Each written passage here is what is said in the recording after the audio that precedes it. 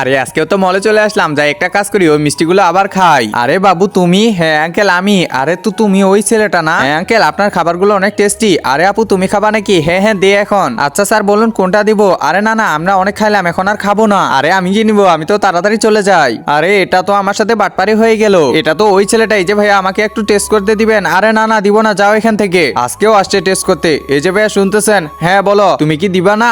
না না দিব না। তুমি আমাকে চিনো?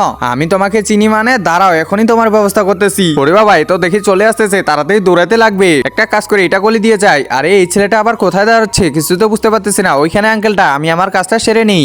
একজন মা কতটা আপন হয়ে থাকে, যার মানেই তাকে জিজ্ঞাসা করে দেখো। তো দেখা যাক বন্ধুরা, এই মায়ের জন্য কে ভিডিওটিতে লাইক এন্ড সাবস্ক্রাইব করে।